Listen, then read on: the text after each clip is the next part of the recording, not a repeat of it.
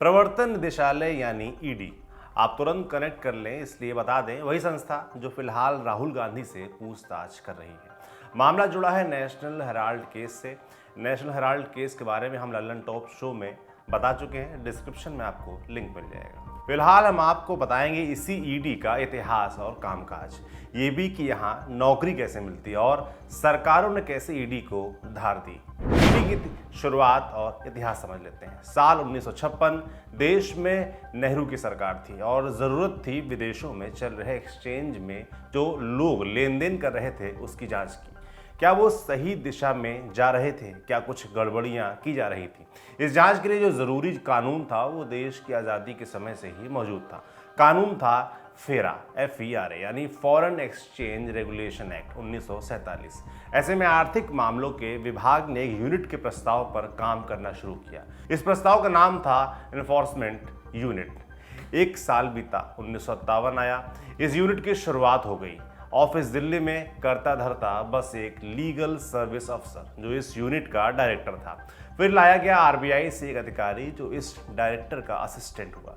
फिर आए 3 inspector rank के पुलिस अफसर और फिर उन 3 शहरों में भी ब्रांच खुले जहां मार्केट का कारोबार होता था। बॉम्बे, मद्रास और कलकत्ता, तीनों जगह स्टॉक एक्सचेंज हुआ करते थे।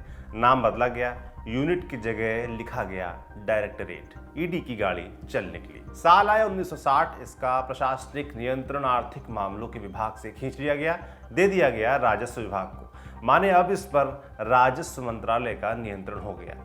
कुछ वक्त बाद साल 1947 का फॉरेन एक्सचेंज रेगुलेशन एक्ट निरस्त कर दिया गया और इसकी जगह 1973 में आए नए फॉरेन एक्सचेंज रेगुलेशन एक्ट ने ले ली।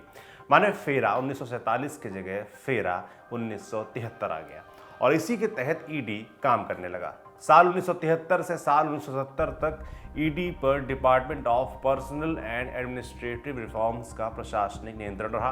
फिर सब कुछ ऐसे ही धीरे धीरे कुछ सालों तक चला और आया साल 1999।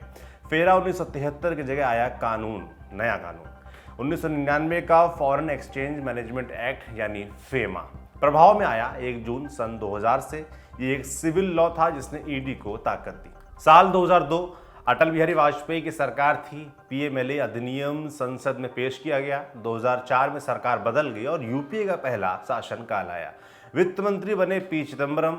साल 2005 में यूपीए सरकार ने अटल सरकार के समय बने कानून को 1 जुलाई की तारीख से लागू कर दिया।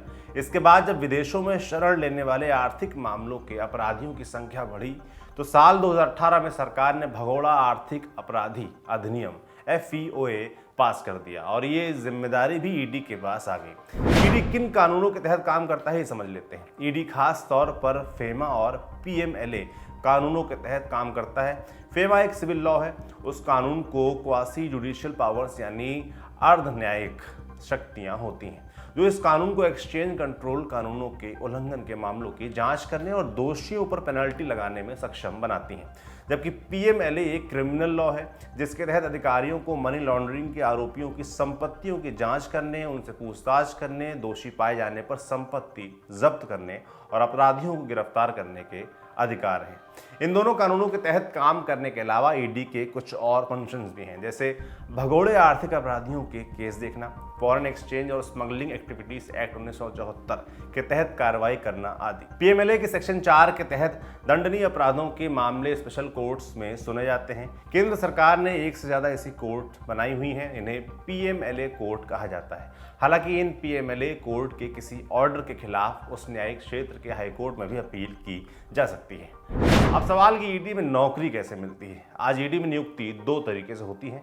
एक तो सीधी भर्ती से अधिकारी लिए जाते हैं और दूसरा कई जांच एजेंसीज जैसे कस्टम और सेंट्रल एक्साइज, इनकम टैक्स और पुलिस विभाग वगैरह से भी ऑफिसर्स का डेप्यूटेशन होता है। मामला ईडी के हाथ में कब जाता है ये भी समझ लेते हैं। जब किसी पुलिस थाने में 1 करोड़ या उससे ज्यादा की कमाई गलत तरीके से कमाने का मामला दर्ज हुआ हो तो ये सूचना पुलिस ईडी को फॉरवर्ड करती है। दूसरा तरीका यह है कि अगर ऐसा कोई मामला ईडी के संज्ञान में आए तो वो खुद थाने या FIR या चार्जशीट की कॉपी मांग सकता है। इसके बाद ईडी देखता है कि यह मनी लॉन्ड्रिंग का मामला तो नहीं है। ईडी काम कैसे करता है। पीएमएलए के सेक्शन 16 और 17 के तहत मनी लॉन्ड्रिंग कंफर्म हो जाने पर प्रवर्तन निदेशालय प्रॉपर्टी की खोजबीन और उसे जब्त करने की प्रक्रिया कर सकता है।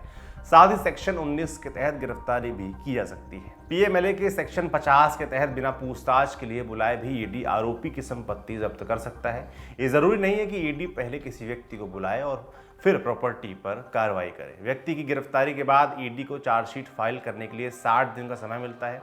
पीएमएलए के सेक्शन 3 के मुताबिक मनी लॉन्ड्रिंग में शामिल किसी व्यक्ति का साथ देने पर भी पीएमएलए के तहत कार्रवाई हो सकती है। अब सवाल कि ईडी इतना ताकतवर कैसे बना है। साल 1957 में ईडी एक छोटी प्रवर्तन एजेंसी थी। इसकी जद में कॉर्पोरेट वर्ड और सिविल ऑफेंस के मामले आते थे, लेकिन साल 1973 में फेरा के अमेंडमेंट के साथ ईडी मजबूत हो गया। इसके बाद से अगले 3 दशकों में ईडी ने कई बड़े हाई प्रोफाइल लोगों से जुड़े मामले हैंडल किए। मसलन महारानी गायत्री देवी, जयललिता, टीटीवी दिनकरन, हेमा मालिनी, फिरोज खान, विजय माल्या, रिलायंस के प्रतिद्वंदी आरके ग्रुप, वेस्टर्न टीवी और बीसीसीएल के चेयरमैन अशोक जैन वगैरह के फेरा उल्लंघन के मामलों में ईडी ने जांच की। ईडी में 30 साल तक कार्यरत रहे एक ऑफिसर इंडियन एक्सप्रेस से बातचीत में कहते हैं, साल 1973 का फेरा एक बड़ा ताकतवर कानून था। इस कानून के तहत किसी इन्फोर्समेंट अफसर को बिना वारंट किसी व्यक्ति को गिरफ्तार करने या उसके ऑफिस में घुसने का अधिकार था।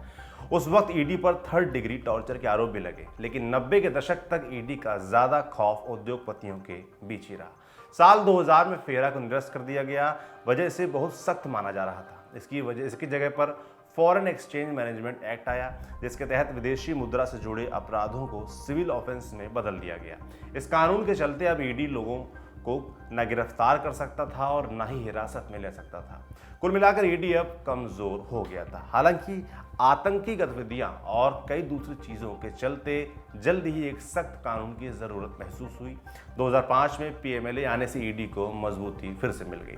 साल 2009 और साल 2013 में पीएमएलए कानून में कुछ संशोधन हुए, जिनसे पीएमएलए का दायरा बढ़ा। साथ ही इसने ईडी को सीबीआई से भी ज़्यादा शक्तियां दे दी। बता दें कि टाडा और पोटा जैसे कानूनों के खत्म होने के बाद पीएमएलए भारत का अकेला ऐसा कानून है जिसमें जांच करने वाले ऑफिसर को दिया गया बयान कोर्ट में बतौर सबूत मान्य है। इसके अलावा साल 2017 में पीएमएलए में ये प्रोविज़न भी था कि किसी आरोपी को सिर्फ तब जमानत दी जा सकती है जब कोर्ट इस बात से संतुष्ट हो कि आरोपी वास्तव में दोषी नहीं है। इस लिहाज से भी पीएमएलए एक बेहद सख्त कानून रहा है, क्योंकि ज़्यादातर आरोपियों को लंबे वक्त तक जमानत ही नहीं मिल पाई। इसके अलावा इस कानून के तहत ईडी को आरोपी की प्रॉपर्टीज को जब्त करने का अधिकार भी है। ईडी का क्या राजनीतिक उपयोग होता रहा, ये एक बड़ा सवाल है। इसको समझते हैं। ऐसे कई सारे आरोप ईडी पर लगते रहे हैं, खासकर तब जब पार्टियां विपक्ष में होती हैं और उनके किसी नेता पर ईडी का मुकदमा दर्ज हो जाता है। ऐसा हाल के दिनों में राहुल गांधी के केस में देखने को मिला है। लेकिन जानकार ये भी कहते हैं कि ईडी समेत अधिकांश सरकारी एजेंसियों का सरकारों और पार्टियों ने अपने हिसाब से इस्तेमाल किया है। हाल में डीके शिव कुमार, पी चिदम्बरम, कार्ति चिदम्बरम के केस हों या यूपीए की सरकार में हुए Madhu Koda case, 2G scam, Aircel Maxis case, CWG Sahara, YS Jaganmohan Reddy case और बाबा रामदेव के केस, ये सब उसी दौर के केस हैं। मधु कोड़ा केस पहला मामला था जिसमें ईडी ने आरोप साबित किया। CWG और सहारा के मामले अभी चल ही रहे हैं। इंडियन एक्सप्रेस से बात करते हुए ईडी के एक ऑफिसर कहते हैं, सिर्फ विपक्ष के नेताओं के वो बयान सुनिए जब वो सरकार पर एजेंसीज के दुरुपयोग का आरोप लगाते हैं। पहले सरकार सीबीआई, आईटी और ईडी को अपने विपक्षियों के खिलाफ इस्तेमाल करती थी, लेकिन अब ये क्रम बदलकर ईडी, सीबीआई और आईटी हो गया है। आपके लिए जानकारी लाए थे हमारे साथी शिवेंद्र। देखते रहिए दी लल्लन टॉक।